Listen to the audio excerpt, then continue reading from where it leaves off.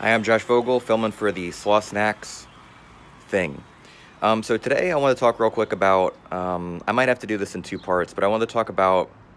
the idea of becoming really good at submissions. So if you have a submission-focused game, whether it's gi or no gi, you can make your life a lot easier in other positions like guard passing and playing guard and things like that, because one of the things you'll notice is when you train with more experienced people,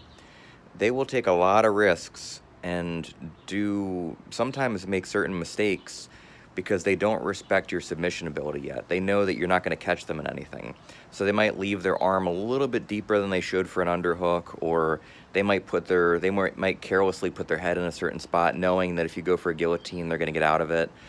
But if you create your game based around submissions and become really, really sharp with the submissions, your partners will start to get more and more conservative because they know that you can catch them.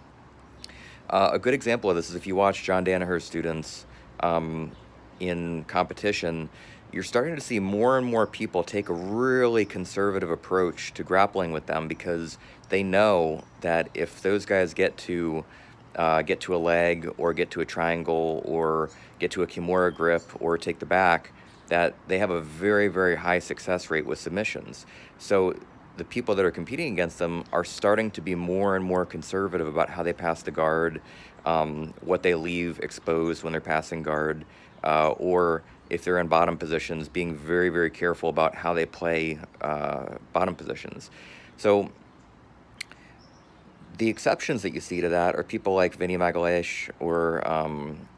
Felipe Pena, who have exceptional escape and defense abilities because they know that they can play their game, and if they get caught in a bad position, not only are they completely capable of defending and escaping from those bad positions, but in some cases they can reverse those bad positions into a position that's advantageous for them. So what I'm saying here is that you want to try to develop a game early on that is very, very dangerous submission wise. Like, you want to become dangerous with your submissions by studying exactly the best ways to finish them,